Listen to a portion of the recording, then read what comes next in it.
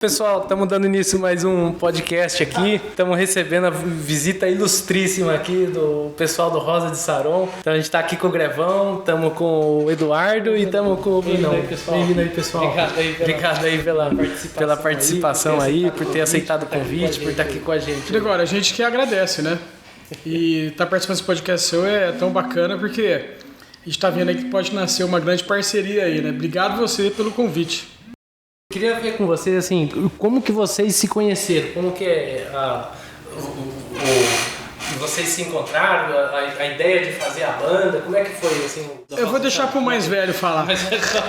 Lá pra 1988, a banda é antiga, desde 88, na verdade todo mundo já tocava. E aí a gente começou a participar de um movimento chamado a Renovação Carismática, que era um movimento... que estava no seu auge da Igreja Católica, né? Sim. Por exemplo, eu não nasci dentro da igreja. Na verdade, eu não gostava de igreja, não. Assim, as referências que eu tinha eram péssimas. Aí um dia um dos fundadores, chamado Marcelo, falou: cara, vamos lá. É tipo uma roda de violão. Todo mundo toca violão, senta lá, conversa um pouco, é mó legal. Aí eu fui lá, tinha mesmo uma roda de violão, tinha um pessoal tocando violão, cantando umas músicas. E depois eles trocavam uma ideia, abria a Bíblia ali e trocavam uma ideia. Isso é a visão que eu tive lá no primeiro momento. Falei, pô, que legal isso aqui, porque eu já era interessado assim, não que nem o Bruno em filme de terror, mas em coisas de espiritualidade. Eu até gostava dos assuntos de espiritualidade, mas eu não tinha uma... normal, né? Como uma pessoa normal. Mas eu não tinha uma religião. E aí eu comecei a entrar no grupo daqueles caras, e eles, como todo mundo já tocava, eles começaram a montar uma banda. Mas eu não era da banda não, mas eu vi que eles tinham uma banda. Já tinha então um grupo. O Rogério, que também é um dos fundadores, tinha uma banda de rock nacional lá, com os amigos dele na escola. Aí quando eles se encontraram nesse grupo, ó, você toca, eu toco, vamos tocar também. E aí montaram a Rosa de Saron ali, em 1988. Vocês surgiram também no momento que as bandas de rock estavam em alta, né? Então foi bem legal. O Angra tava começando nessa época, né? E quais que foram as influências de vocês que desde o início, assim, pro heavy metal, pro rock? Essa história é boa, né? Porque como a gente era um monte de moleque que tava na igreja, assim, a igreja tinha muito preconceito com relação ao rock, né? Sim. Tinha aquela coisa, que rock é sexo, drogas e rock and roll, e que não era uma boa influência. Então, só que a gente, como tocava... tinha uma certa influência meio de rock nacional ainda ali, a gente já tocava as músicas um pouquinho mais rápido, já tocava diferente, já ligava um pedalzinho de distorção ali, mas ainda era música religiosa tradicional. Até que a gente conheceu um movimento chamado White Metal. O pessoal do metal deve conhecer, que é um movimento que tinha bastante nos Estados Unidos, que eram bandas evangélicas que tocavam heavy metal, mas que falavam de Deus, do cristianismo e tal, de uma forma positiva, né? Eles usavam isso para evangelizar as pessoas através do rock. A gente conheceu isso, mas a gente ainda tava meio assim, pô, legal isso aqui, hein? A gente assinava uns negócios que a galera mais nova não sabe o que é, chama fanzine. Fanzine era umas revistinhas, cara, que o pessoal fazia na mão. Você não sabe, né? Fanzine. Então vamos lá. Você imagina uma revista oficial, uma revista, só que era revista underground. Então que o pessoal desenhava na mão, fazia assim, tirava xerox e distribuía. Então esse movimento, tinha um movimento em Campinas de white metal, que tinha uns fanzines, então a gente ia atrás para descobrir as bandas. E era muito difícil, não tinha internet. Então você conhecer uma banda americana de white metal, cara, você precisava conhecer um cara que tinha uma fita, que tinha viajado. Ainda era caro, né? Até que um dia a gente participou de um festival de música católica, cristã, onde um dos caras mais respeitados, assim, que chamava Martim Valverde, ele trouxe uma caixa só de material americano. E lá, cara, tinha muita coisa de rock. E a gente tava começando ali, querendo migrar das músicas que a gente tocava um pouquinho mais rápido, porque a gente tinha assim, será que isso tá certo? Será que isso tá errado? Né? A gente não sabia se isso espiritualmente seria aceito, se estava correto ou não. Mas quando ele trouxe aquele monte de material, cara, a gente comprou tudo. Todos os VHS, sabe o que é VHS? Sim. VHS que você põe num negócio chamado videocassete. Eu tenho até hoje. Compramos todos os VHS, tem cara que não todos os sabe. cassete. Aí a gente descobriu que existia um mundo já do rock cristão muito grande lá fora, O Brasil ficou como precursor, né? Foi. O Rosa foi o primeiraço aí. De heavy metal, assim, porque a gente começou tocando heavy metal. Depois foi migrando. Eu acho que no Brasil foi. Aí depois a gente começou a achar algumas bandas que eram evangélicas no Brasil, mas não faziam heavy metal, mas faziam rock. E aí a gente começou a descobrir os evangélicos que também faziam rock.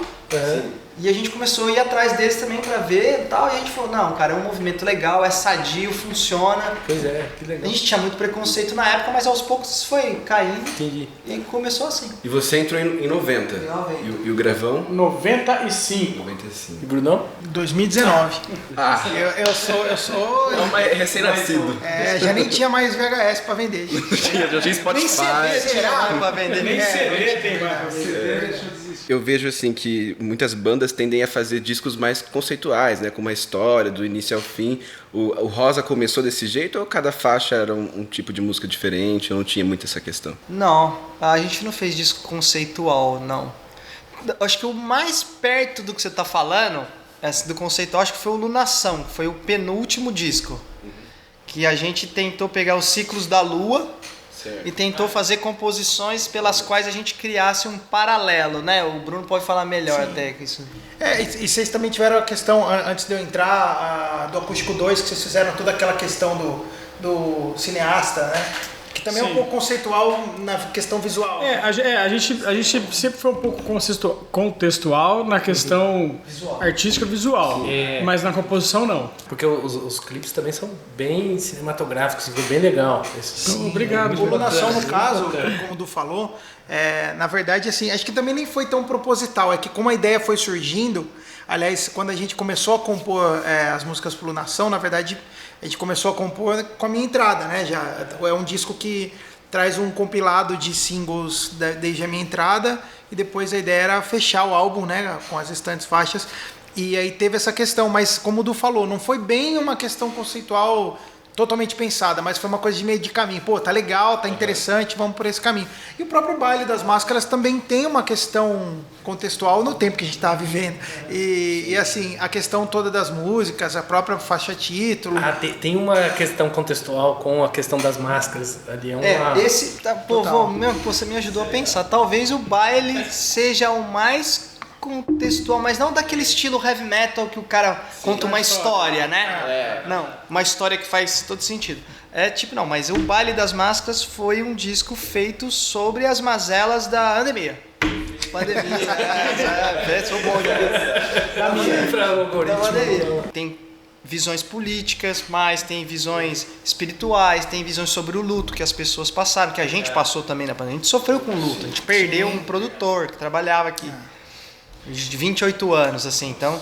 As vésperas de começar. As vésperas de começar a vacina da idade dele. Mexeu muito com a gente. Puxa, se tivessem dado um pouquinho mais de atenção, que foi uma coisa que foi discutida. Quando vai começar? Alguns queriam que começasse rápido, outros, começa a hora que tiver. Pra gente, quando você perde uma pessoa que por um mês podia ter tomado uma vacina e ter sobrevivido, isso mexe com você, né?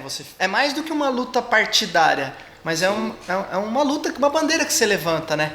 Pô, por que não cuidou direito? Se tivesse cuidado, não seria só meu amigo, talvez seriam centenas. E no nosso caso, virou música, né? No nosso caso, a gente tentou trazer tudo isso. Também são questões de pessoas que às vezes perderam tudo na questão financeira, econômica. Tem músicas que falam sobre um recomeço, né? Sobre dançar na tempestade, sobre você notar a brevidade desses tempos, se enxergar. Então, é um disco que tem um contexto, é mais uma questão de contexto do que conceito. É um contexto histórico. Com um contexto histórico. O Lerão brinca muito disso, ele fala que o Baile das Máscaras é um documento histórico do Rosa, teoricamente. É verdade, porque está dentro da época que passou isso. E a religião tem bastante isso de simbolismo, de simbologia, e eu vejo que tem uma beleza muito legal do Rosa, que é trazer algumas simbologias, algumas coisas bonitas, igual essa questão do Baile de Máscara, que não parece, mas tem essa... Não parece assim, à primeira vista, quem assiste pode não perceber, mas tem uma simbologia muito forte, né?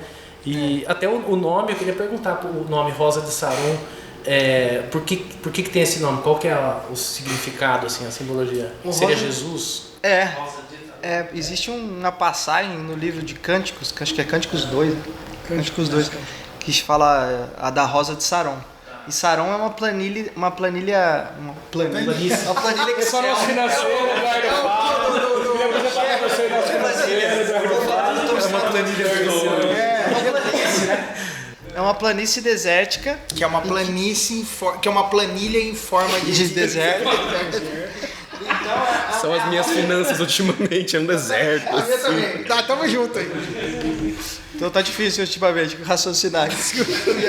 E aí é uma rosa que nasceu no deserto, né?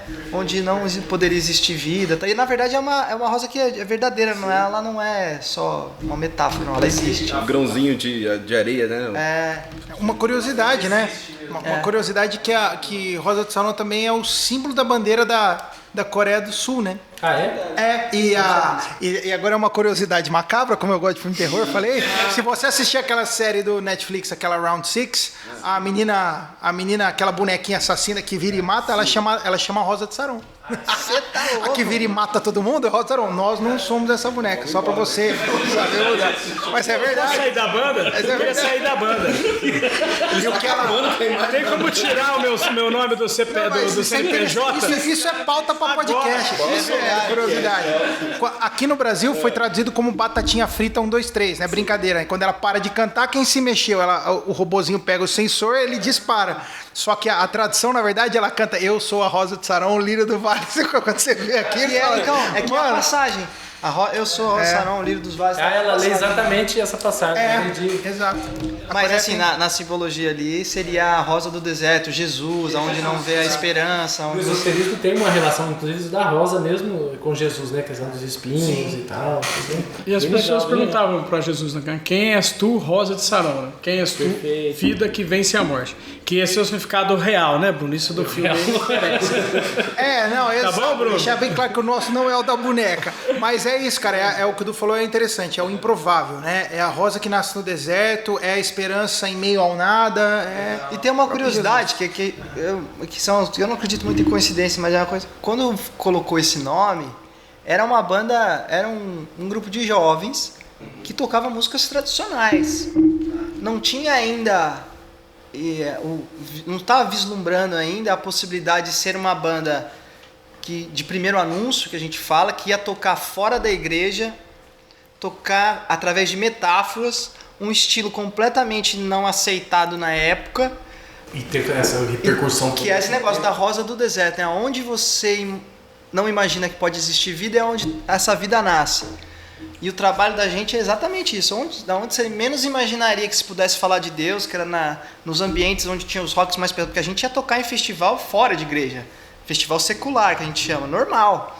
A gente se misturava, até hoje a gente se mistura para tocar junto com caras que não são dos movimentos da gente. Mas eu acho que a questão do Rosa assim, é muito interessante justamente por causa disso. Porque quando eu era menor, eu escutava Rosa de Saron com a minha irmã, que era bem roqueira na época, e eu não sabia que era uma banda cristã, e nem ela eu acho que sabia.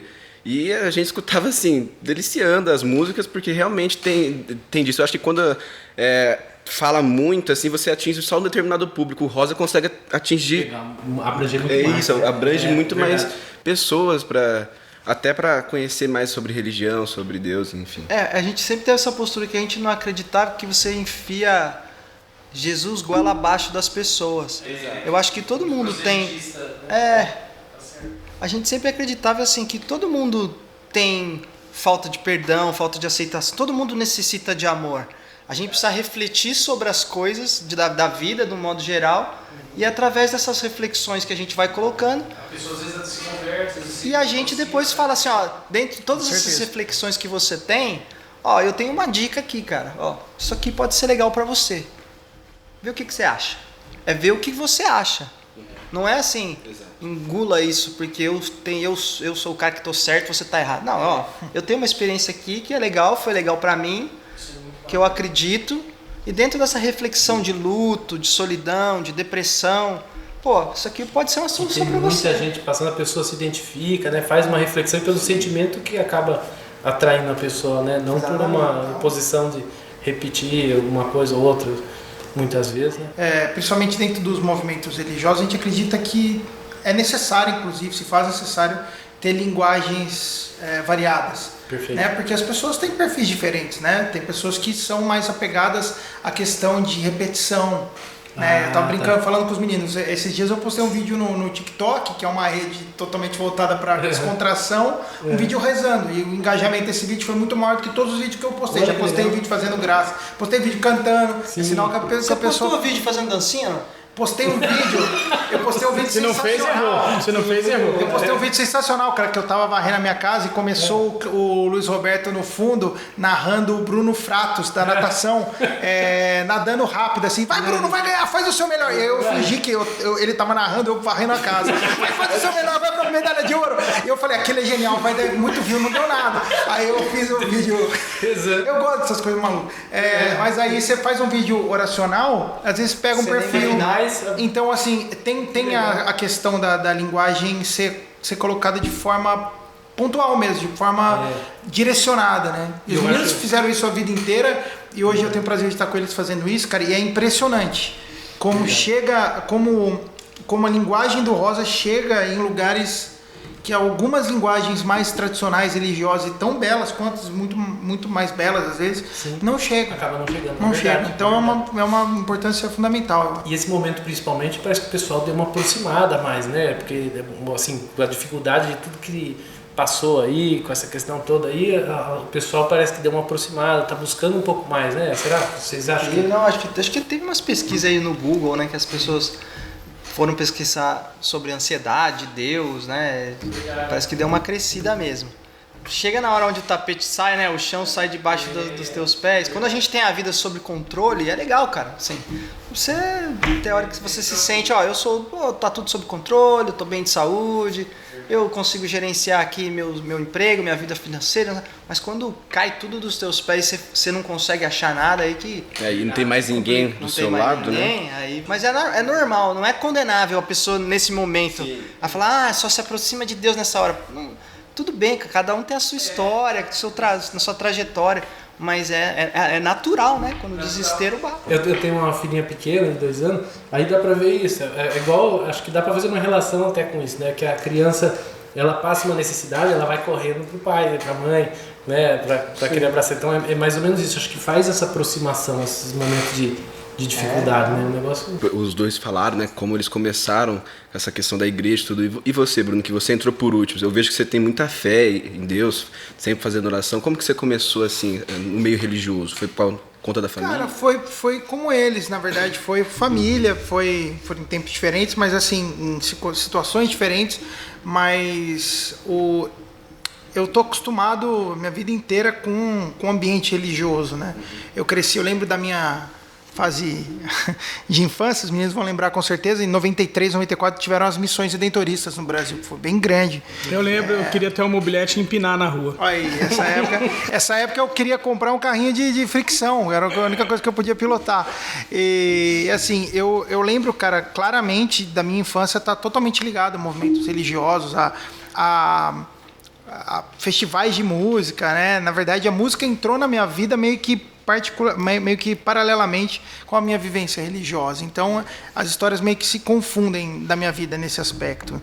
Eu tô a vida inteira aí, já estive dentro dos movimentos e tal litúrgicos da igreja, de lideranças e tal. Já fui professor de crisma, já fui líder de ministério de música, coordenador de música da minha comunidade. Então, assim, eu tenho a minha vida inteira aí, cara. Eu não sei se eu sou um cara de muita fé, acho que eu sou um cara de pouca fé, preciso aprender mais, mas por tudo que Deus me dá, por tudo que Deus me permitiu viver até hoje, mas é uma coisa inegável, a religião, o catolicismo em si faz parte de mim, tanto quanto tudo aquilo que me define como um ser humano, cara, e é meio que natural esse processo. E você começou no vocal mesmo, ou primeiro você passou pelas fases do instrumento, pega o violão, vai passando? Na verdade, cara, tudo na minha vida... Vou falar que é uma coisa que ele não vai falar porque ele é modesto. O Bruno é um violonista top master, assim. Tem uma mão pra fazer coisas espetaculares, assim. Eu até falo pra ele tocar mais violão lá no Rosa. Não, olha só. Não, o Du é muito generoso. O que acontece é que eu tenho uma paixão muito grande mesmo por violão erudito. A música entrou na minha vida dessa forma. Eu sou muito apegado à família, cara. Eu sou muito apegado à família.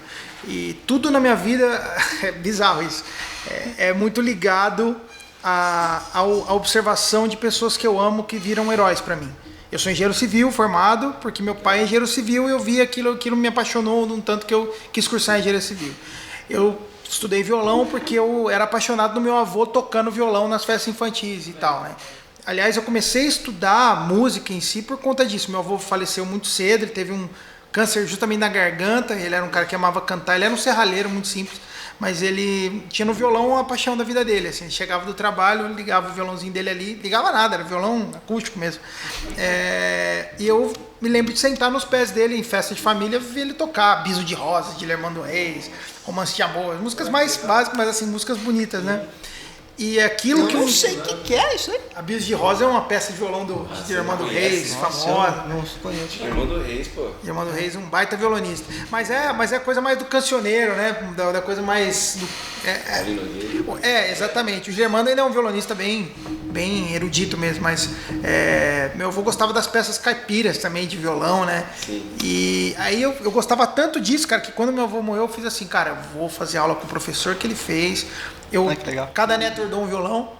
E eu tinha um de Jorge, tem até hoje um de Jorge, o Senhorina, aquele 16, aquele pequenininho. E eu comecei a tocar com ele, que era o violão um dos violões do meu avô. O meu primo ganhou um, meu irmão ganhou um, mas meu irmão preferia o Pentium 486. Meu irmão sempre foi viciado em computação. Pô, seu irmão é inteligente esse cara, né, bicho? Sim. Eu posso fazer uma pergunta pra ele? No podcast você já virou. Eu já quero fazer uma pergunta. Assim, então seu avô não era aquele cara que tocava violão na festa, ele estudou. Estudou. Que legal, cara. Estudou. Nas imitações dele, Geralmente com a os gente fala tempos assim, dele. eu tinha um tio lá que tocava uma sanfona, né? Mas não é o cara, o instrumentista, né? Não, eu vou estudar. Nas limitações, claro, dele, na época, tudo que ele podia fazer e tal, né? Com a correria da vida dele. Ele era um pai de família de 3 filhas e uma esposa, era dona de casa, minha avó, né, e tal. E aí meu avô estudou. E assim, só que ele morreu muito cedo, cara. A minha grande paixão era ver ele tocar. E eu lembro que eu queria muito, quando eu era criança, falar, cara, eu quero ter aula com meu avô, Eu nunca tive esse tempo, né? Quando eu despertei o mínimo de razão na minha cabeça, eu falar, cara, eu quero estudar música, já era tarde, ele já estava com um estágio avançado. Mas assim, cara, é impressionante como Deus faz as coisas, né? Isso foi uma força motriz para mim na minha adolescência, de muitas vezes falar, não, cara, eu não perdi esse sonho ainda, eu quero continuar e tal. Talvez isso não tivesse acontecido, eu tivesse com meu irmão jogando computador. Talvez eu tivesse ido pro outro lado, que a música queimou em mim depois da morte do meu avô. De música dá um medo, eu também tenho filha pequena. A última coisa que eu quero é que ela seja um musicista. Pode aprender a tocar. Vocês podem tocar o que vocês quiserem, mas ser músico profissional, não. Você não quer aquela última banda de white metal? Não, é muito difícil essa vida de... É que nem o Gregório. Eu sou desse partido, tem que deixar ser o que é, né? O que quiser, se é a minha filha, ela pode ser o que ela quiser. Depois que ela for desembargadora, ela pode escolher o que ela chegar desembargadora. Eu sou a favor disso também. Tem que ser livre. Depois do 7º milhão, Pra tá minha tranquilo, esposa, assim, ela podia ser uma neurocirurgiã, né?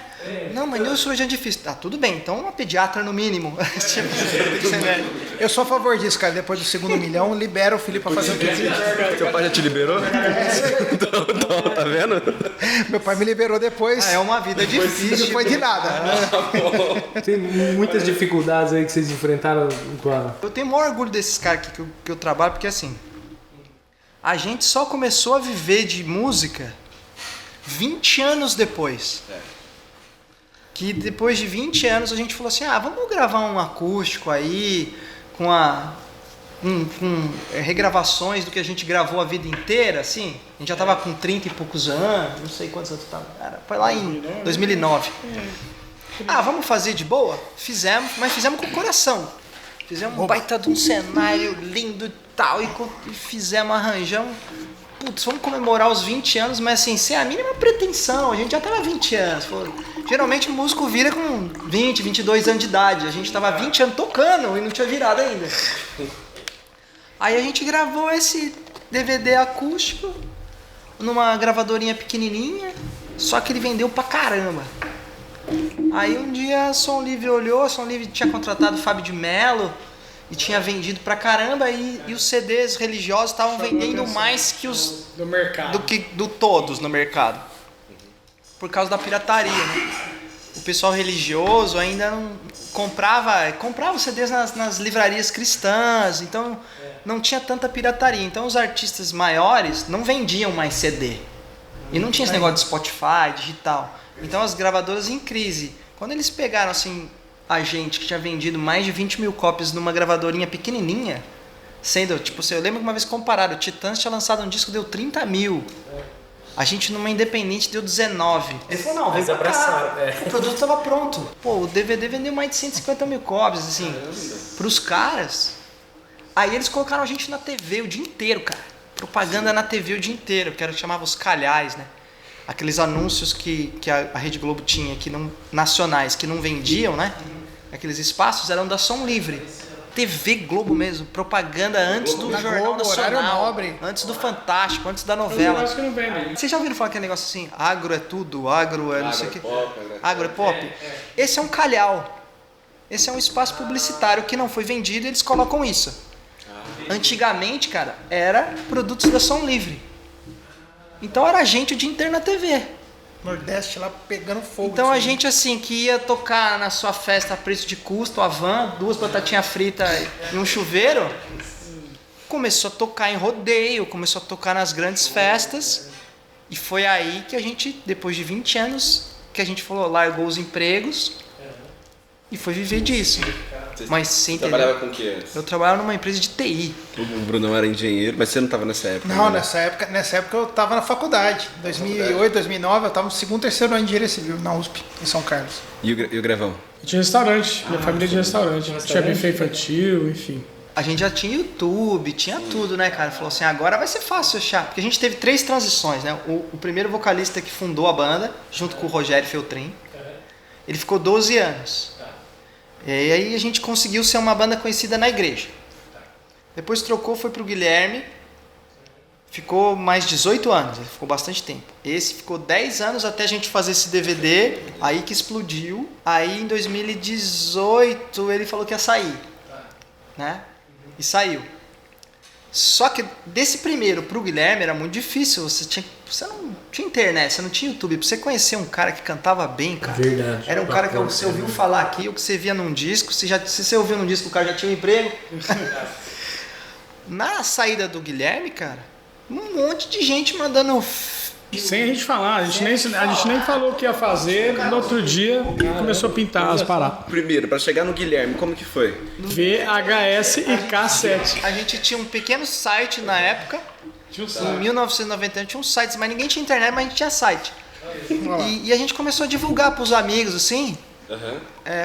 Saiu. Aí um cara foi falando pra não sei quem, uma tia minha conhecia o Guilherme de Arthur Nogueira. Certo. Ele gravou uma fitinha e a gente chamou ele. Hoje você tá querendo achar alguém pra tocar no YouTube, tem um monte de gente, você só escolher. Ficou aviso aí, tá vendo? Eu tenho que me cuidar. Mas assim, ter muita gente tem, mas pro cara encaixar na tua proposta de vida, na tua proposta do teu trabalho, aí é muito difícil. Né? Eu sei o quanto esse cara é um presente de Deus pra gente. Você Assim. fez isso, você mandou o vídeo pra eles? Cara, foi até mais maluco do que isso, cara. Eu tava acompanhando, como fã dos caras, eu tava acompanhando a live de anúncio da saída do Guilherme, né? Que do primeiro, do Tchelão, não teve o anúncio, né? Acho que eles Mas tinha live. Tinha live. Exatamente, tinha live. Mas de alguma forma, que nem hoje é muito mais fácil, né? Então é tudo muito global, né? E eu tava vindo pra São Paulo, tava na estrada, no busão, indo participar de um reality, aquele The Four da Record. Sim. Né? Já tinha participado do The Voice, tinha participado do. Eu rodei um pouco. Fui bem rápido. Eu fui, na verdade, fazer figuração de elenco lá.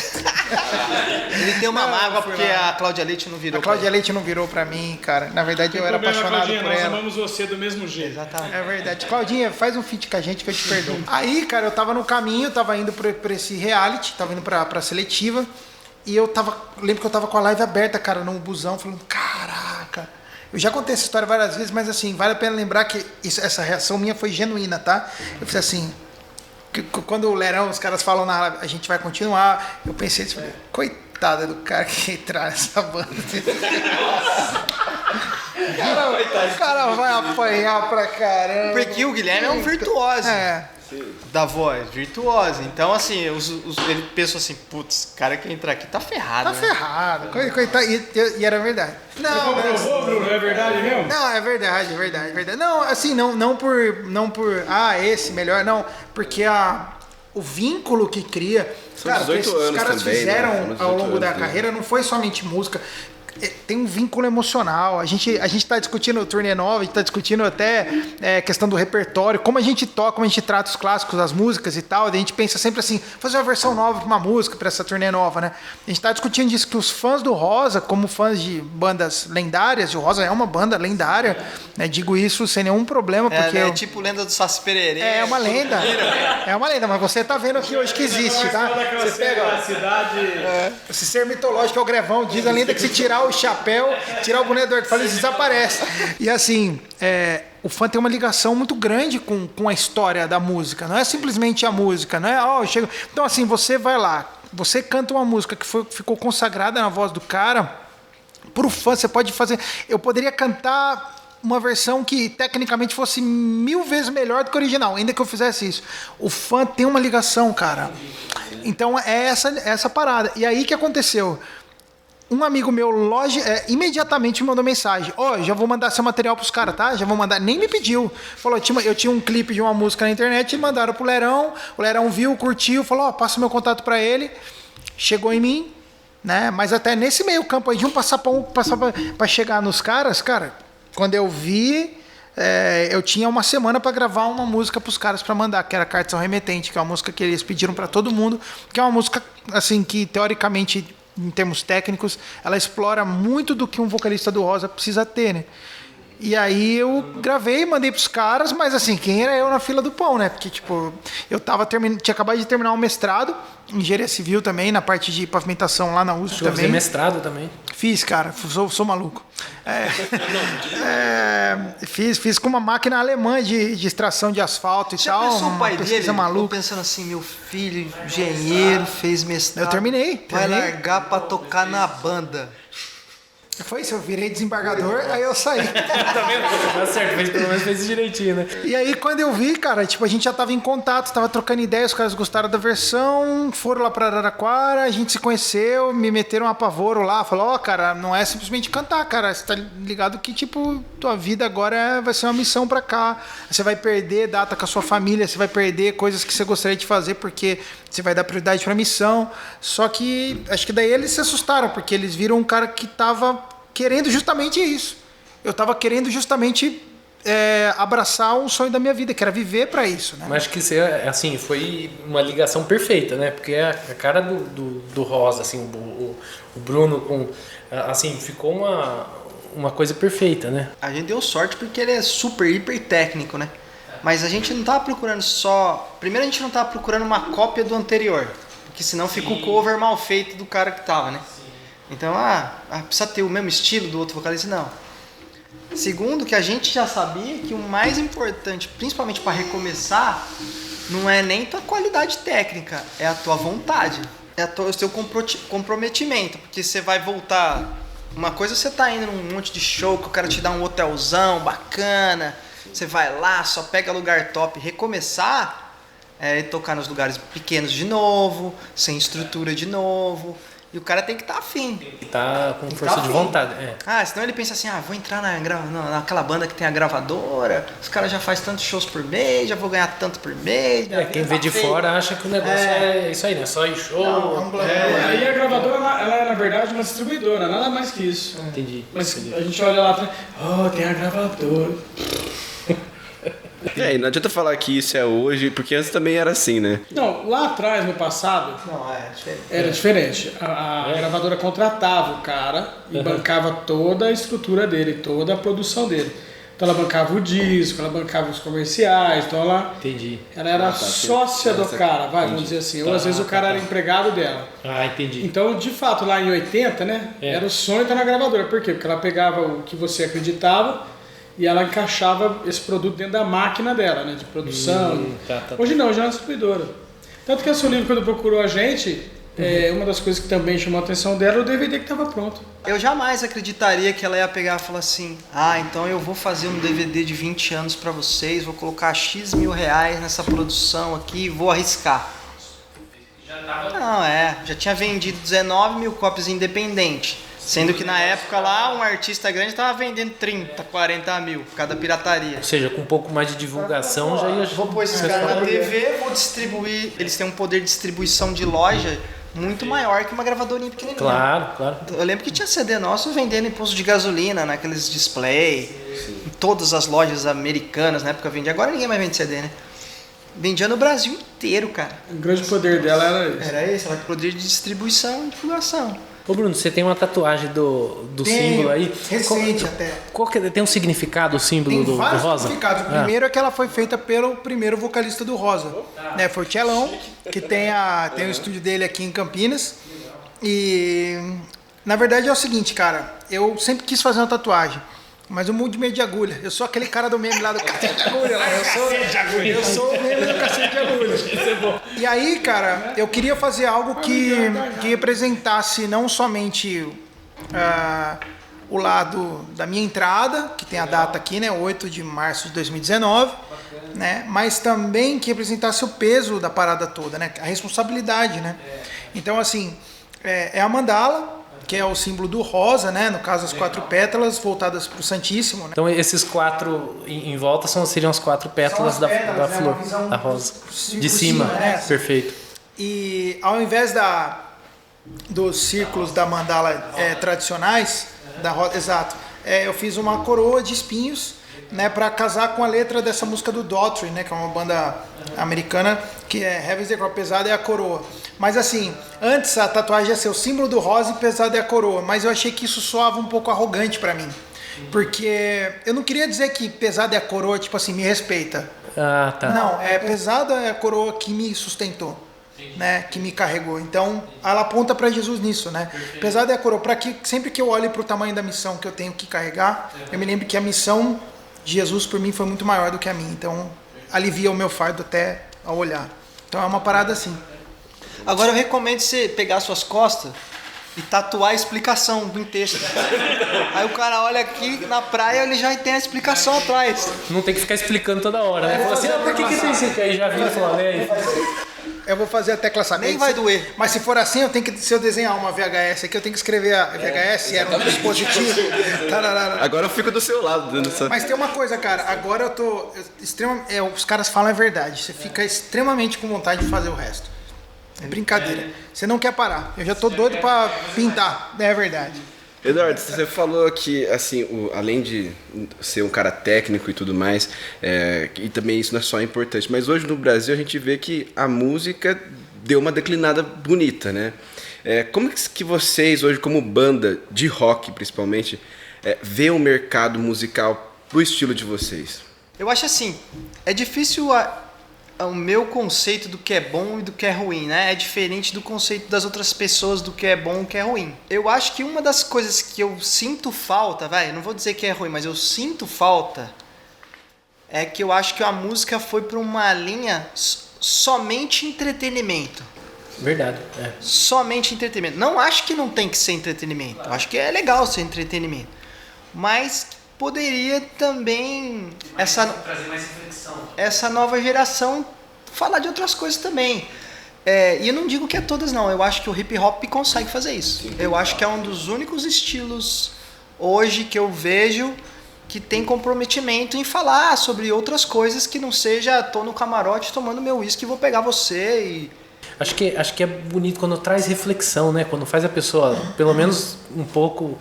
pensar, se identificar. Acho que pode ter de tudo, né? Mas o mercado acabou, não tem. Esse outro é um hip hop que a maioria deles estão no underground, né? Aí você tem os hip hops mais pops, que é o Projota ali, que é legal, você vai ver as letras dele bacana. Mas aí no resto ali eu achei que foi. Mas eu também acho que talvez seja até culpa dos roqueiros também. Sabe, tem um pessoal de produção, assim, de backstage, de mercado, que fala também que era complicado as bandas, né? Sim, tinha ligava rixa, né? Muito, rixa. É um setor meio também desunido, né? Você pega o setor sertanejo, eles são muito unidos. Os caras vão lá, faz um festival, vai todo mundo e não sei o que, e junta, faz uma feat, e vai, o outro entra. Eles sabem a importância de que quanto mais sertanejo tiver, mais forte fica o movimento, mais forte eles ficam. E vocês fazem esse tipo de conciliação, assim, com, por exemplo, a gospel, pessoal de músicas evangélicas, bandas evangélicas? Cara, a gente consegue fazer, consegue. Mas, por exemplo, agora pintou um convite do Malta. Um quê? Do Malta. O Malta entrou em contato com o Brunão. Eu não sei nem se podia falar. Não, tá tranquilo, pode ir. Não, mas, por exemplo, a gente conhece os caras. Se você for lá no Spotify, assim, quem ouve Rosa de Saron, ouve Malta. Ah, entendi. Tem uma identificação. Os caras, a gente tá namorando fazer esse encontro já faz um tempo. Já. Então, mas, por exemplo, você entende que, mesmo que não role, é uma coisa que dá pra pedir pra namorar. Sim. Porque eu me junto aqui, pô, você não acha que se a gente se unir aqui, e aí une o outro também, você vai no movimento, assim? Eu acho que os roqueiros são mais desunidos. Eu vi o Barão, conhece o Barão? É Barão? Aquele que é empresário do ano. Paulo Barão. Paulo Barão. Ele falava assim, cara, o Brasil tinha Sepultura, tinha o Angra, e o cara não conseguia fazer um evento com as 3 bandas, porque quem gosta de Sepultura não gosta de Angra, porque não sei o quê, quem gosta do Angra não gosta do fulano, porque a guitarra já é um pouquinho mais, 2 BPM a mais, eu já não gosto. E aí o movimento não cresce, né? Ele fica muito segmentado. Segmentado, exato. Mas o Rock in Rio consegue, né? Você vê, o Rock in Rio é um baita festival e a noite de rock é uma das mais cheias. É verdade. Então faça ser.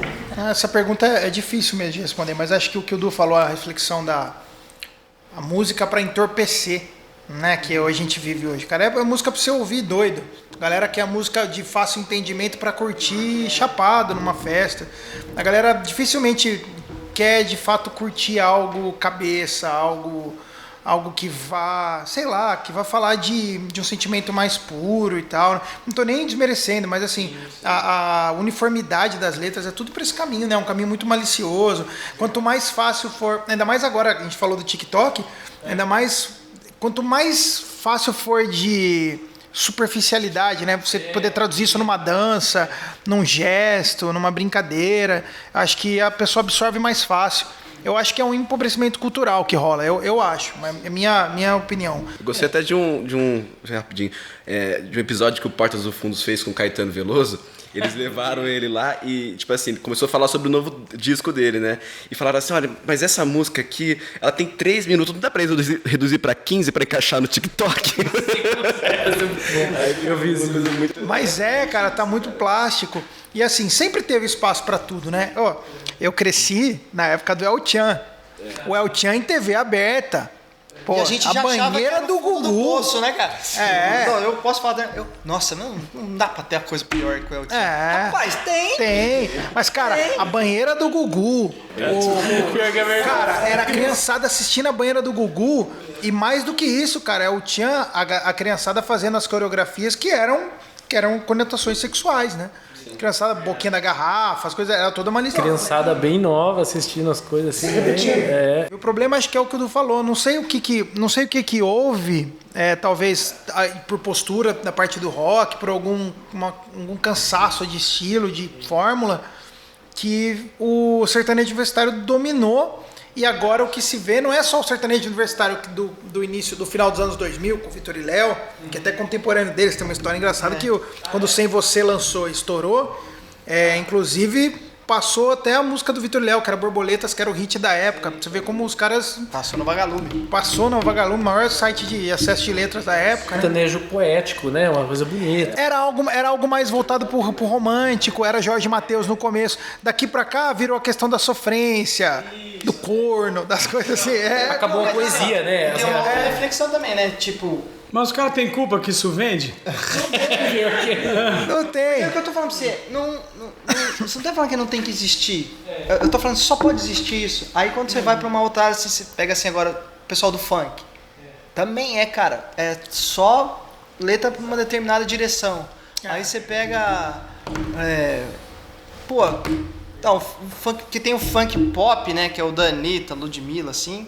E tem aquele funk, cara, que realmente não dá pra... É o proibidão, né? Verdade. Não, mas aí não. Mas Dá pra sua filha de 6 anos assistir. A gente vê até no MPB, assim, lá atrás, tinha umas músicas assim que a gente falava, nossa, como é que o cara, né? O MPB de lá de trás, hoje, claro, continua fantástico, mas assim, eu não consigo, eu não sou nenhum expert de música, mas eu não consigo encontrar letras tão, assim, poéticas, tão românticas, tão bonitas, quanto do pessoal lá de 80, 90. Eu acho que pode até ter esses caras, mas eles não têm espaço, né? A gente Não consegue tem, ver eles. Né? não tem. E tem uma coisa engraçada. Eu acho que também tem muito a ver com a questão da cabeça da galera hoje. Hoje o povo está muito mais livre do que nos anos passados para ser quem quer ser, para fazer o que quer fazer, né? Tem esse espírito muito jovem nas pessoas, que é a questão do... a própria questão da sexualidade, a questão das coisas mais abertas, de discussão, torna as pessoas com valores muito diferentes do que a gente saiu do começo dos anos 2000. Hoje está tudo muito aberto, está tudo uma sensação muito de uma revolta com qualquer tipo de amarra pessoal e tal. Então, às vezes a pessoa que ela mais quer é extravasar e falar bobagem mesmo. Tá muito hoje em voga, né?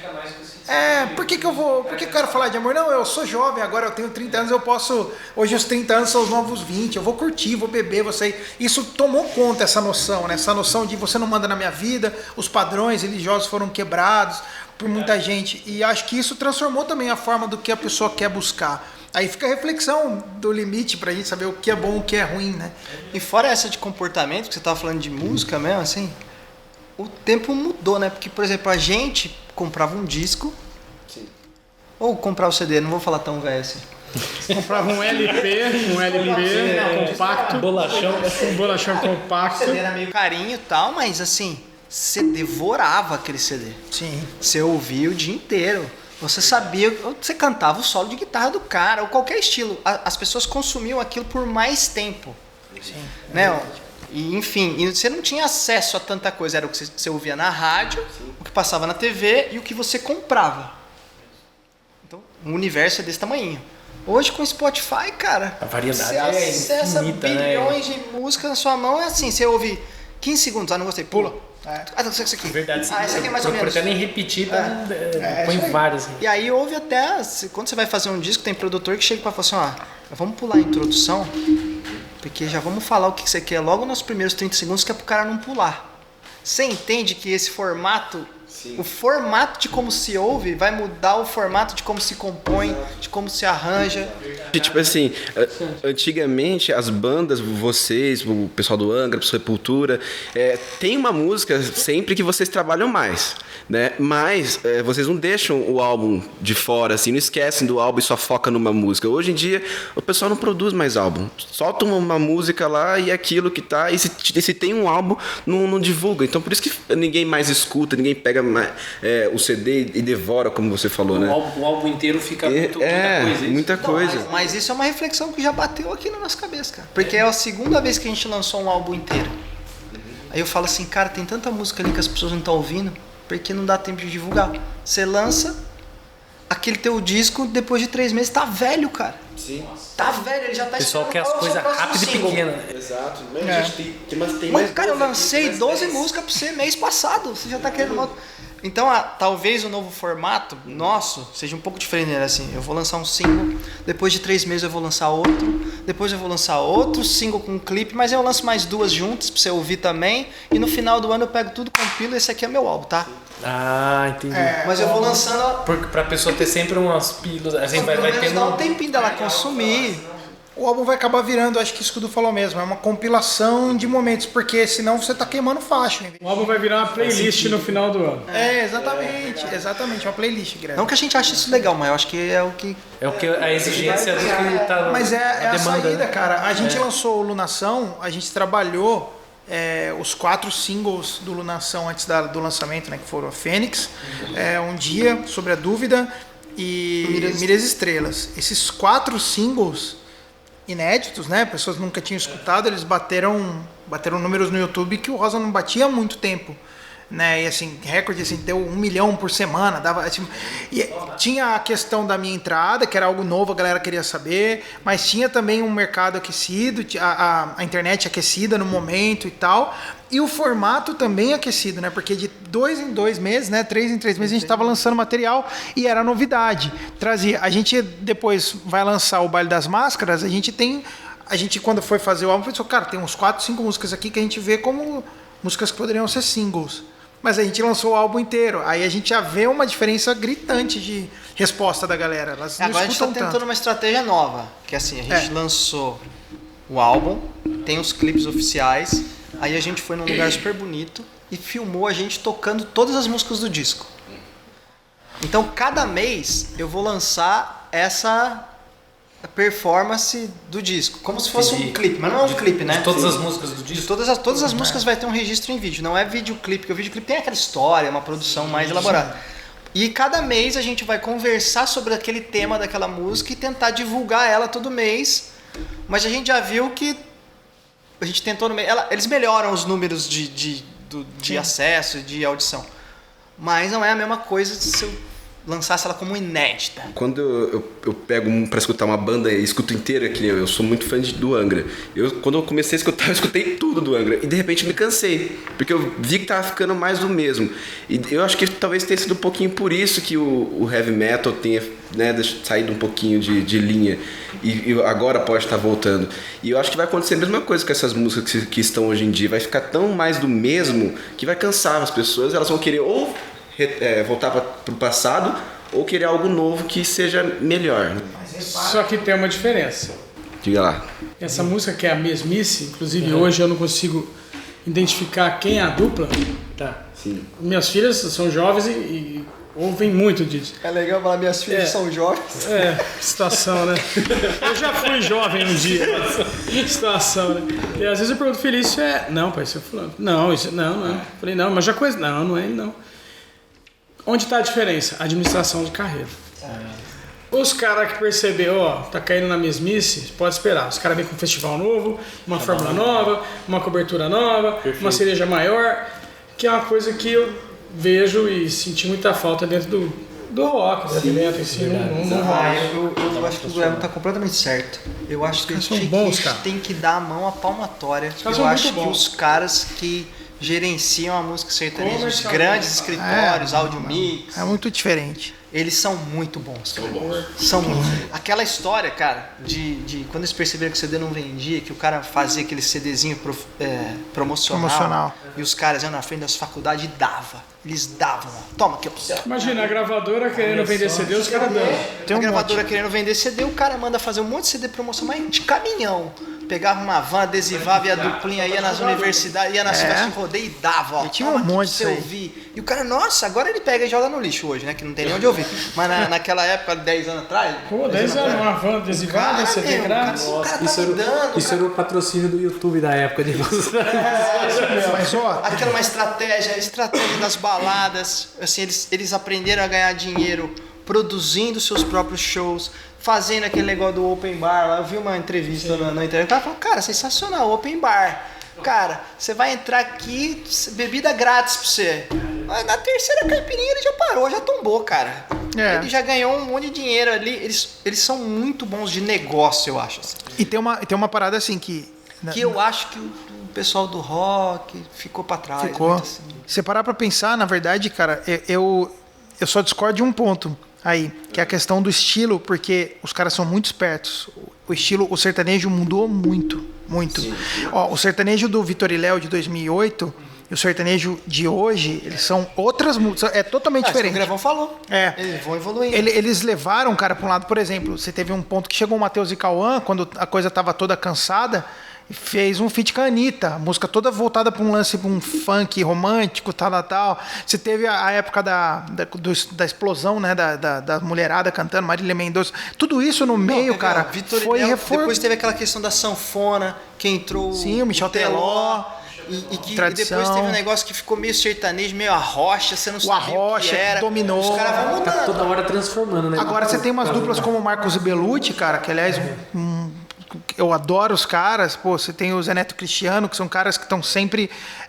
que gosta também muito do trabalho do Rosa, cara, tem muitas vezes você ouve as músicas, cara, são pops, cara. Nem é sertanejo mais, às vezes. Você ouve que é algo muito pro pop, dependendo da música dos caras. O Jorge Mateus, transformaram a imagem do Jorge Mateus. O Mateus hoje é um guitarrista, tipo, você olha pra ele e fala, cara... O Hudson, o pessoal mais vê ele como um guitarrista. Então os caras são muito espertos, cara. Antes do estilo, ou quando vê que o estilo tá estafando, eles dão uma... Quando o Bruno fala esperto, é o inteligente, não é o esperto malandrão. Não, exato. Golpe. Inteligente. É o inteligente, que é a administração de carreira que o Grevão falou. E falta isso pro rock. Fazer talvez algumas concessões. Talvez o rock seja um estilo mais sagrado, assim.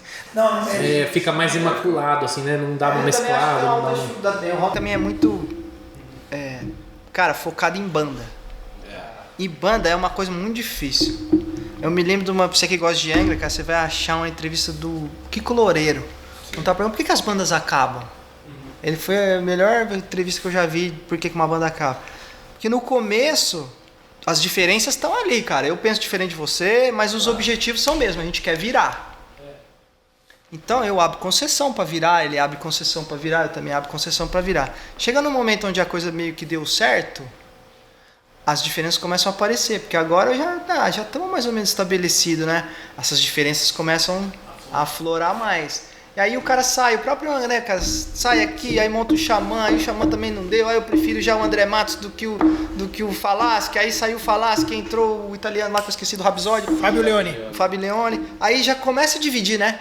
Aí a galera que gosta já não ouve mais, porque gosta só daquele, que não sei o quê, mas agora mudou, porque agora tem muita brasilidade. Não pode. Volta mais pro tradicional. Aí...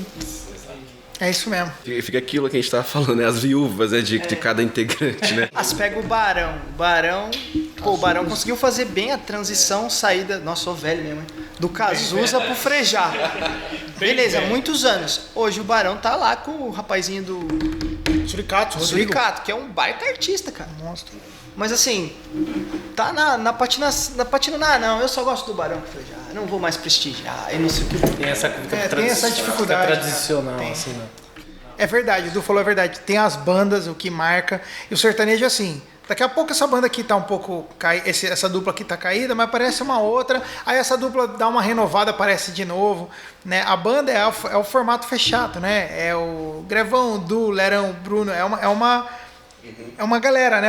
Não é tipo simplesmente, vem outra que toca. Não, o estilo do Rosa é o Rosa que toca. Então, tipo, é mais difícil às vezes de ter uma inovação, né? A pessoa é difícil de encontrar. Eu acho assim, eu acho que se o mercado... Eu tô falando uma coisa utópica, cara. Não, mas agora eu acho assim, esse é o veículo pra fazer. Se você gosta mesmo do rock, se você ama o rock mesmo, cara, se a galera do rock tentasse se encontrar, conversar, independente dos estilos, porque tem rock gospel, cara. Tem público. Você pega a Oficina G3, cara, são caras virtuosíssimos, cara. Músicos excelentes, cara. Cara top mesmo, é uma banda cristã. Aí você pega uma outra secular, vamos dialogar todo mundo e ver, sei lá, vamos montar um festival de rock. Pô, seria pra tentar fantástico. trazer, mas junta tudo, pode pegar. Quem é rock cristão aí é bom, pega. Quem que é o heavy metal, pega. Quem é o do thrash, pega. Punk, junta tudo. Acho que não é utópico, na verdade ia ser uma coisa que agregava pra todos, né? Fantástico. Mesmo que uma desponte, eu lembro do, como é que chama aqueles, os Fabiano, do sertanejo. César Menotti. A gente tá falando junto. No podcast, que ele falava assim, cara, pra gente é bom quando surge um novo aí, ó. Se o cara tá bombado com um cachê de 300 mil, é bom pra mim, eu vendo o meu a 150.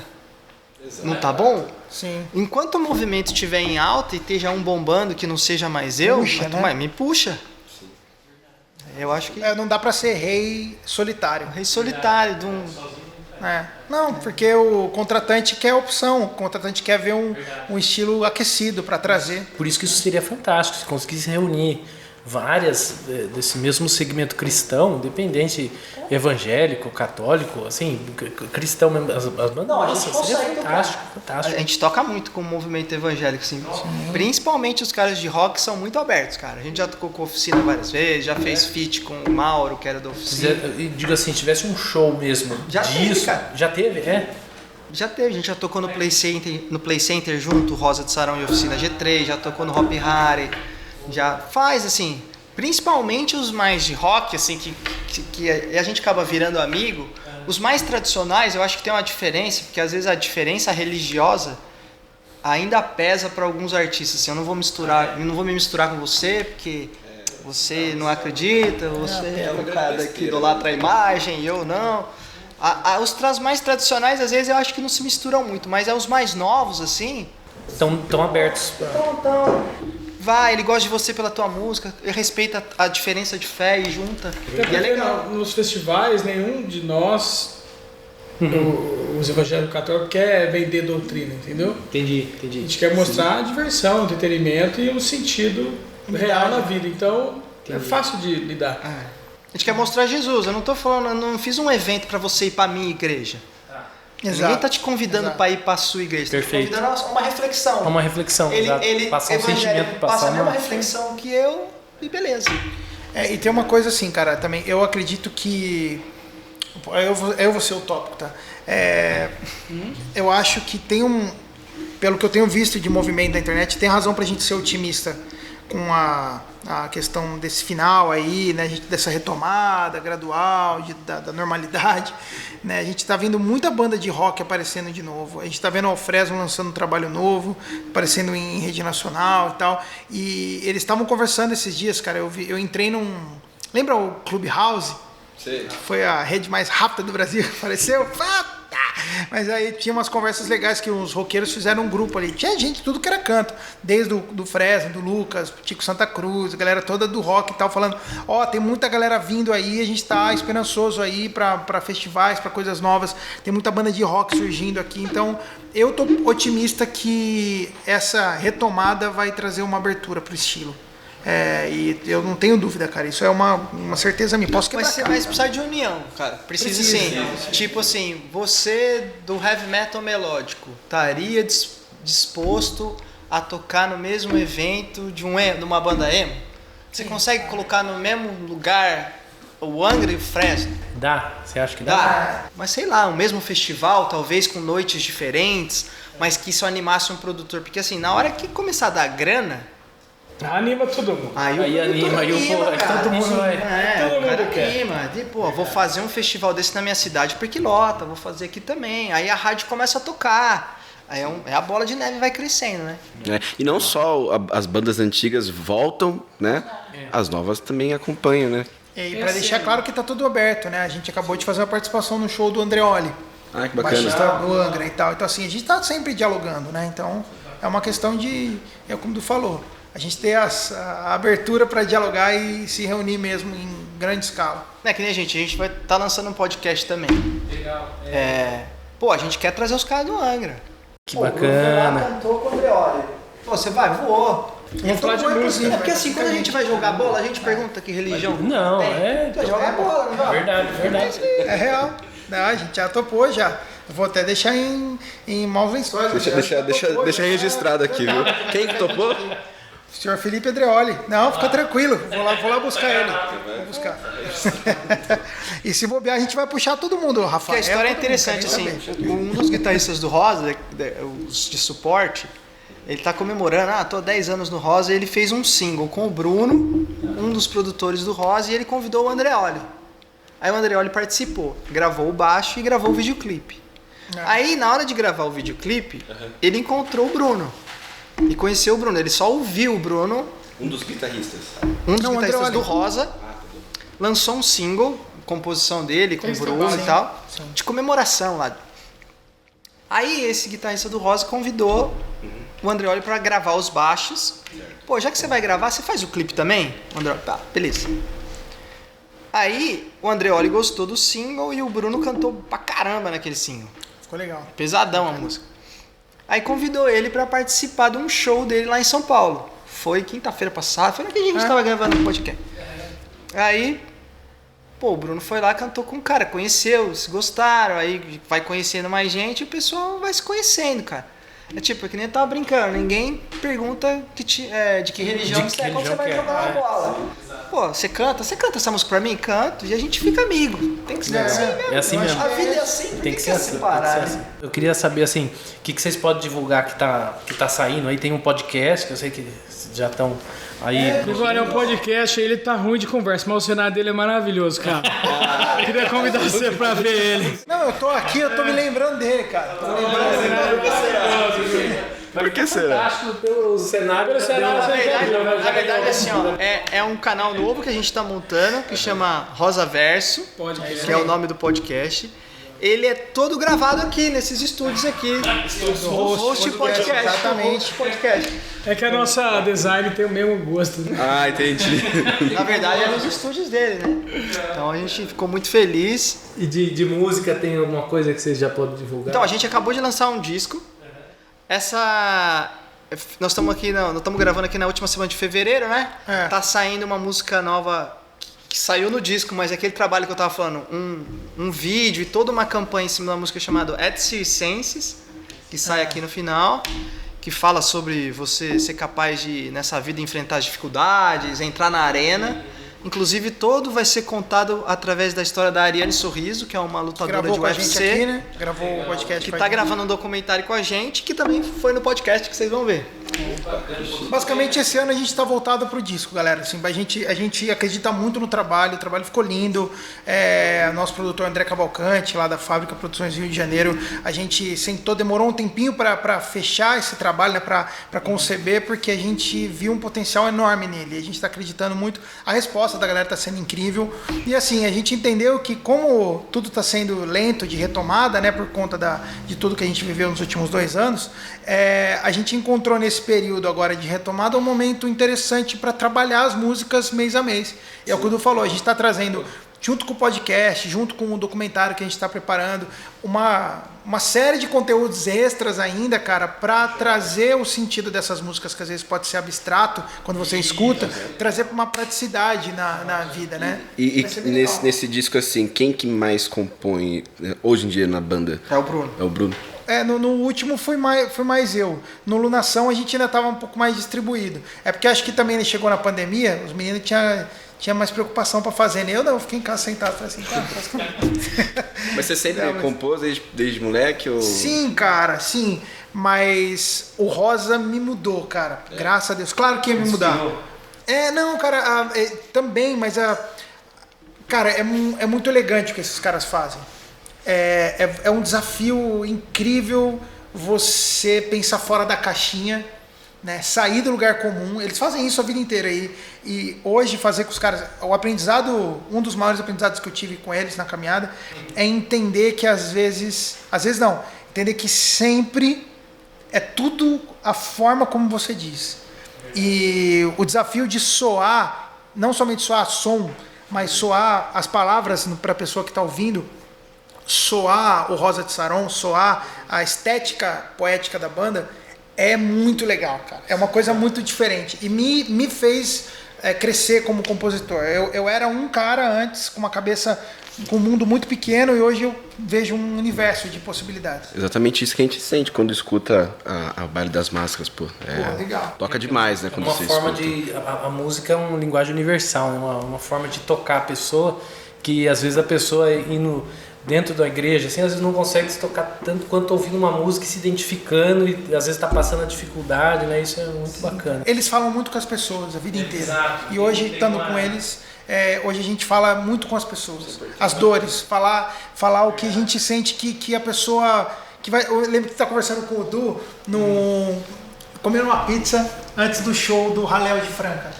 A gente falando, o Du falou uma coisa pra mim, mano, essa letra aqui, ele tava falando de uma música qualquer, até falou, tá vendo, essa música aqui é bonita, mas, cara, o que essa música me diz? Né? E aquilo me abriu a cabeça, cara, nunca mais esqueci, eu sou grato, Du, por isso, porque eu pensei, é verdade, cara, se a música não impactar a pessoa, se a música não pegar, principalmente no que a gente faz, que é evangelização, a pessoa, aliás, que está em casa, não se engane, tudo que a gente faz é pela evangelização. Então, assim, tudo que a gente usa de ferramenta, de linguagem, é para tocar naquilo que a gente acredita como missão. Então, se eu não faço a mensagem chegar, doer na pessoa, então atrair a pessoa, minha missão é em vão, cara. Tá voltada para mim, para o meu ego, para qualquer outra coisa que não seja aquilo que a gente foi chamado a fazer, né? E Pô, isso é muito legal, poder fazer isso. Tem umas perguntinhas aqui dos fãs. Mandaram em áudio, eu vou colocar pra vocês ouvirem. Essa aqui é do Andrew Roberto, aqui de Valinhos, tá bom? Fala, galera do Host Podcast, tudo bem? Eu tenho uma pergunta pra banda. Eu gostaria de saber se hoje eles sentem que tanto a cena religiosa quanto a secular se tem uma cena chegando aí de rock, né? Porque nos últimos anos a gente tem acompanhado que o rock tá meio devagar, meio fraco. Se existe uma renovação acontecendo para esse estilo não acabar. Não vai acabar. Acabar não acaba. Não. Mas assim, tá estagnado, vamos dizer assim. Mas talvez essa renovação que a gente estava falando é que dá uma aproximação, dá um boom, assim, uma alavancada, né? Se conseguir... Eu acho que deve ter bastante, mas essas pessoas estão sem espaço. Os sertanejos e outros tipos de... descobrir onde eles estão e pôr eles pra... Porque assim, se por um lado as plataformas digitais democratizaram, né? Hoje qualquer um pode colocar um videoclipe e pode colocar sua música no Spotify. Por outro lado é qualquer um mesmo, então tem bilhões lá, como é que eu vou te achar, né?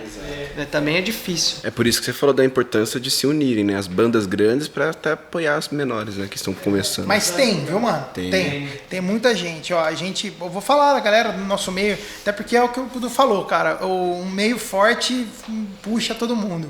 A gente tá num momento em que teve troca de vocalista da ID2, que é uma banda católica também, que é de bastante história, que tá num momento super legal. A gente tá com bandas jovens no meio católico, tem uma banda Identidade Sua, muitas bandas que são bandas assim, que ainda já traçaram um caminho, mas que estão crescendo e vão chegar, se tiver espaço, com tudo para renovar e para continuar essa passagem de história, né? O meio evangélico tem uma banda muito incrível do Aposan Batera, que estava com a gente lá também, que era a banda que era da Oficina, que é a New ID. São várias bandas gigantes, assim, de talento enorme e tal, que precisam de espaço. Eu acho que no religioso tem... mais maluco, porque assim, porque até tem um incentivo no religioso de você tocar bem, de você estudar, né? O cara nasce na igreja, ele já vê, ele vai lá, vê, toda a igreja tem um cara que toca, esse cara é sempre um cara que estuda. Aí depois ele tem o Aposan, nossa, eu preciso ser, as referências são muito altas, né? Sim. Né? A molecadinha hoje, que tá fora de igreja, assim, ele tá ouvindo pop, não sei o quê, ou é o pai que gosta de rock, mostra pra ele as bandas que gostavam, assim, sim. Tá mais difícil fazer a molecada gostar de rock, vai dos pais, porque não tem na TV, não tem lugar nenhum. Sim. Na igreja ainda tem. Sim, eu acho que a igreja ainda puxa, o que o Du falou é real, talvez falte um movimento organizado ou então uma agenda organizada para atrair essa galera, de repente festivais. Eu fiquei animado, cara, quando aquela banda italiana, a Maneskin, sim, que lançou Begging lá. Que lançou a Begging, que estourou meio que no TikTok, no Instagram. Era uma música de 2 anos atrás, era de 2019 aquela música. Pois é. Cara, e eu falei assim, eu tô vendo uma galerinha ouvindo rock, tá vendo? É um rock diferente do que você ouve, do que talvez eu ouvia lá, não é o Van Halen, não é o Angra e tal. Mas, cara, eu falei, se esses caras colocarem a moda e lançarem mais 2, 3 e virarem uma banda mundialmente conhecida, assim, pode ser que eles encabecem um movimento de uma nova galera que quer fazer rock igual eles, entendeu? Mas parece que ficou meio ali, né? Mas se você procurar na noite da nossa região metropolitana de Campinas, existe bares legais de rock, entendeu? Com bandas covers e tudo mais. Está sempre bem lotado. Sem lotado, né? Verdade. E, por exemplo, eu acho que a cena tá fraca, porque a gente tá comparando com a cena do mercado sertanejo, que é impossível de andar junto. Os caras atropelou tudo, eles são um rolo compressor. Mas existe a cena... Ela é nichada, ela é tipo gueto, né? São alguns lugares, bares até que você descobre porque outro cara de rock falou, você já viu? Não. Aí, né, bar que você conhece boca a boca, bar que não divulga. Mas todos eles têm música ao vivo, tem os caras que tocam. E em Valinhos, o nosso contador Rodrigo Postal, do Veig Postal, ele é vocalista da banda Gaba Gaba Rei, que é o Ramones Cover de Valinhos, cara. E eles têm agenda... pra caramba. Já ouvi coisa deles aí. E eles têm muita gente, eles vivem postando, eu sigo eles. Então assim, a cena existe. Tá. Não é um movimento, lógico. Claro. Mas se você quiser curtir rock, tem. Pode vir que tem. Vamos lá, Samuel Zadok, baixista de acorde, do acorde novo, sei lá. Bom, enfim, vamos ver o áudio. Primeiramente, bom dia, boa tarde ou boa noite. Não sei se meu áudio vai ao ar, mas se caso for, eu queria só dizer para vocês que vocês foram essenciais nessa época de Covid. As letras, as músicas de vocês nos fizeram ter esperança no futuro melhor, nos acalentaram para quem perdeu parentes ou amigos. E eu queria agradecer a vocês por isso. E a minha pergunta é bem simples. Eu queria saber o que vocês fizeram de mudança, o que vocês sentiram de mudança entre os dois acústicos, o primeiro e o 2/3. E se caso vocês pretendem gravar mais algum acústico, agora com o Bruno no vocal. E é isso aí. Um abraço de Belém do Pará. Somos muito fãs de vocês. E venham no Círio, por favor. Estaremos em Belém do Pará em maio. Evento imperdível, cara. Rosa, Mauro Henrique, Renato Viana, o padre... Eric. Meu Deus do céu. Eric. Tá estourado pra caramba. Padre Patrick. Cara, não tem a data aqui agora, mas já tá tudo certinho, já tá definido, já tá tudo anunciado. Mas assim, já estaremos em Belém e também iremos para outra cidade do Pará também na mesma época. São 2 shows do Pará próximos, então, vamos nos encontrar aí, cara. É que o Pará ele é pequenininho, né? Nós vamos tocar numa cidade aqui, que é no sul do Pará, e depois em Belém. Vai lá outra, É Pará, mas é aqui, assim, ó. Então, a pergunta era se vocês sentiram a diferença entre um acústico e outro. E se pretendem fazer um novo com o Bruno agora no vocal. Não, eles foram bem diferentes, assim. O segundo a gente conseguiu já fazer uma produção até musical, né? Visual, bem maior. Mais bonito. Mais bonita. Pô, teve até a presença do Fábio, né? Padre Fábio de Mello. O Lucas, marido da Sandy, né? Da família Lima. Teve o... Jonathan. Oi? Jonathan. O Jonathan, que é do Reação em Cadeia. Que a Reação em Cadeia, cara, ele é legal porque, assim, tá vendo como é? O Rio Grande do Sul, ele tem um cenário musical que é impressionante, que ele rola independente do Brasil. E o Reação em Cadeia era uma banda gigante do Rio Grande do Sul. Todo mundo conhece lá, de rock. E que, né, assim, mas só quem é do meio conhecia aqui pra cima. É que nem o Nordeste, tem umas bandas de forró lá que você nunca ouviu falar. Não conhece, mas lá é gigante. Verdade. E o acústico, sem dúvida, assim, o Brasil conheceu a gente tocando acústico, na maioria das pessoas, quando saiu na Rede Globo lá e tal. E é um formato que a gente adora. Então, assim, não é... Antigamente o cara falava assim, vou lançar um acústico em fim de carreira, né? Faço acústico no fim da carreira e tal. Mas não é o nosso caso. A gente gosta do formato acústico, lança 3, 4 elétricos, depois faz um outro formato acústico.